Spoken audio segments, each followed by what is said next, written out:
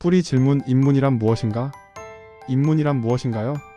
오늘부터 6번에 걸쳐서 함께 나눌 이야기의 핵심어가 바로 인문입니다. 그러니 인문이란 무엇인가라는 질문을 던지는 것은 매우 자연스러운 일입니다. 우리는 가끔 이런 질문을 듣곤 합니다. X란 무엇인가? 바로 이런 형식의 질문이지요. 이런 유형의 질문을 근본 질문이라고 말할 수 있습니다.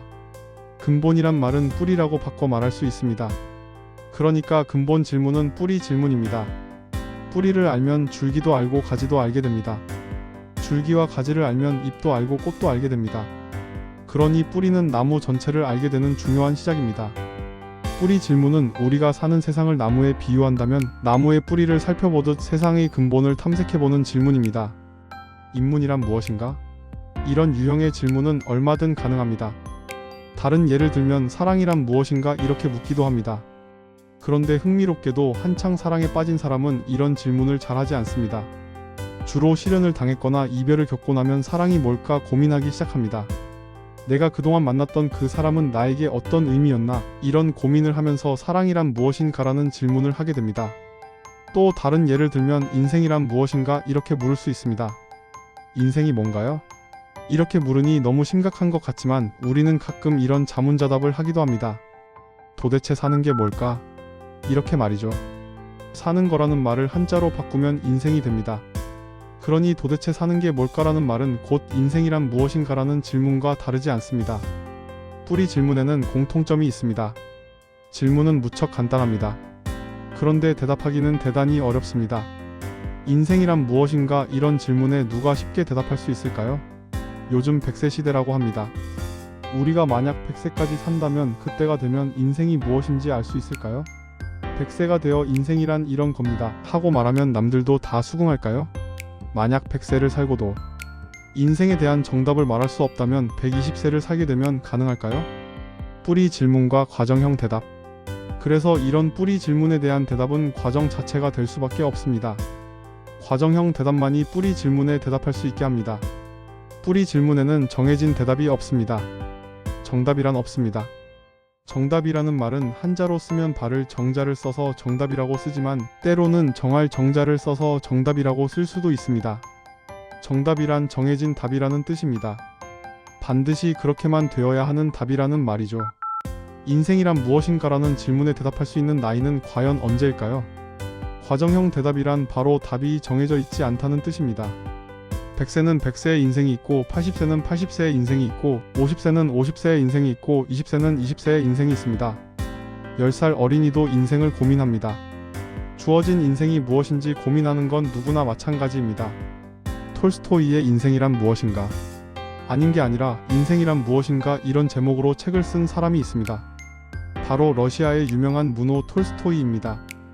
톨스토이도 이 책을 인생의 말년의 마지막 저작으로 썼다고 합니다. 이 책이 우리나라에 번역되어 출판됐습니다. 모두 3권입니다. 첫째 권은 진리, 둘째 권은 사랑, 셋째 권은 행복이라는 부제를 달고 있습니다. 그런데 한 권 한 권의 두께가 만만치 않습니다. 첫째 권이 1200쪽, 둘째 권이 1032쪽, 셋째 권이 1070쪽입니다. 모두 더하면 3302쪽입니다. 톨스토이라는 위대한 작가이자 지식인이 인생이란 무엇인가라는 질문에 대해서 이렇게 길게 대답했습니다. 그렇다면 이 정도 분량으로 인생에 대해 대답했다면 대체로 인생에 관한 대답은 거의 다 된 것 아닐까요? 그런데 우리는 여전히 인생의 정확한 정답을 찾지 못한 채 또 질문하고 또 질문하고 또 질문합니다. 그러니 이렇게 반복되는 질문을 과정형 질문이라고 말할 수 있습니다. 뿌리 질문과 그에 대한 대답은 결국 과정형 질문이고 과정형 대답입니다. 문학이란 무엇인가? 또 다른 예를 들면 예술에 관심이 있다면 문학이란 무엇인가? 그림이란 무엇인가? 영화란 무엇인가? 이런 질문을 거듭할 수 있습니다. 모두 뿌리 질문입니다. 문학이란 무엇인가라는 제목의 책이 얼마나 될까 검색을 해봤습니다. 제가 일하는 학교인 한국외대 도서관에서 문학이란 무엇인가라는 제목을 그대로 넣었더니 모두 59권이 나옵니다.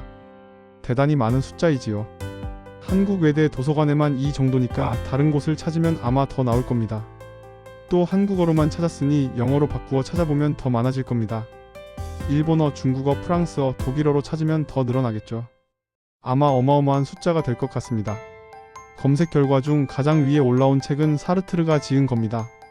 사르트르는 1970년대 실존주의 철학을 이끌면서 1세를 풍미한 프랑스 작가이자 철학가이자 지식인이었죠.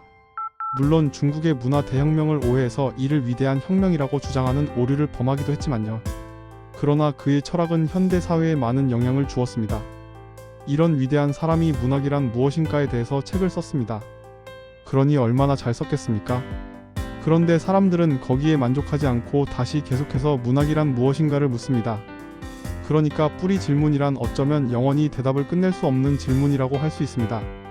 반복해서 다시 물을 수밖에 없는 질문이죠. 그렇다면 우리 모두 뿌리 질문에 답하기 위해서 이렇게 책을 써야 할까요? 그렇지 않습니다.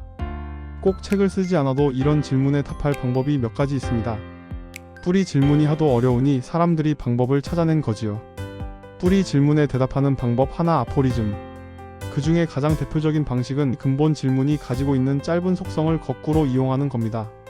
질문이 짧으니 대답도 짧게 하는 방법입니다. 이런 방법을 아포리즘이라고 부릅니다. 아포리즘은 진리를 압축해서 표현한 짧은 글이라는 뜻입니다. 우리말로는 격언, 경구, 금언, 잠언 등으로 옮깁니다. 성경에 보면 잠언서가 있습니다. 이때 잠언이 바로 아포리즘입니다. 잠언서는 어떤 이야기가 있는 책이라기보다는 짧은 경구를 모아놓은 책입니다. 아포리즘은 근본 질문에 대한 답을 짧게 하려고 합니다. 예를 들면 사랑이란 무엇인가? 라는 질문에 이렇게 답하는 겁니다. 사랑이란 서로를 마주보는 게 아니라 같은 방향을 바라보는 것이라는 답입니다.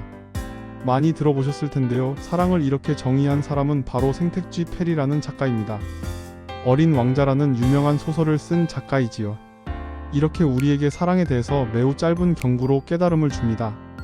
그래, 사랑이란 그런 거지 하고 우리가 깨달음을 얻게 됩니다. 그런데 가만히 생각해보면 어떤가요?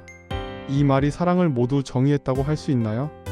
사랑의 모든 측면을 다 설명한다고 할 수 있나요? 문화란 무엇인가? 에 대한 아포리즘. 인문은 곧 문화라고 했습니다. 인문에 관해서도 많은 사람이 정의했겠지만 문화에 관한 정의를 찾기가 조금 더 쉽습니다. 인문과 문화가 의미가 같다고 보면 문화의 정의를 찾아도 괜찮습니다. 문화란 무엇인가? 라는 말에 대해서도 많은 사람이 아포리즘을 활용해서 대답합니다. 제가 재미있는 유튜브 영상을 하나 찾았는데요. 미국 워싱턴에 있는 정부기구인 교육문화사무처에서 제작한 영상입니다. 영상 제목이 바로 문화란 무엇인가? What is culture? 입니다. 1분 남짓한 길이인데요. 문화란 무엇인가? 에 대해서 여러 사람이 정의한 여러 대답을 보여줍니다. 예를 들어볼까요? 마케도니아의 리디자는 나는 문화를 우리 집단의 기억과 우리 자신에 대한 인식의 일부인 보물로 이해한다라고 말합니다. 모로코의 엠버렉은 문화는 우리가 삶을 보는 안경이라고 말합니다. 러시아의 아나스타샤는 문화는 사람들을 묶어주는 어떤 것이라고 말합니다. 이집트의 마우스타파는 개인을 조화롭게 묶어주는 몇 가지 공통된 가치에 동의해달라는 요청이라고 말합니다. 모로코의 사미르 엘은 우리가 다른 사람의 문화를 더 많이 알게 되면 더 포용적이고 글로벌한 더 열린 마음을 갖게 된다라고 말합니다. 바로 이런 말들이 아포리즘입니다.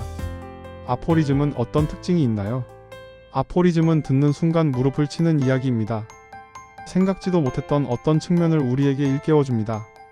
이렇게 짧은 말로 전곡을 찌르는 상황을 촌철살인이라고 하지요. 아포리즘은 촌철살인의 특징을 갖습니다. 몰랐던 이치를 깨우쳐줍니다. 그런데 아포리즘이 세상 모든 이치를 다 담진 못합니다. 문화에 관한 모든 측면을 설명하지 못합니다. 어느 한쪽에서 보면 그럴 수 있다고 하는 깨달음을 문득 가져다 주지요. 이런 경우를 우리는 일리가 있다고 말합니다. 이치에 맞는 이야기이기 때문입니다.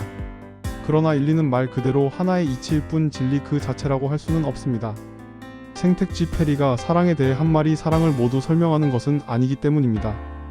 문화에 대해서 여러 사람이 이렇게 설명하지만 그 각각이 문화에 관한 모든 설명은 아닙니다. 아포리즘은 이렇게 매우 유용한 장점이 있는 방법이지만 근본 질문에 대한 대답을 속 시원하게 해결해 주지는 못할 때도 있습니다.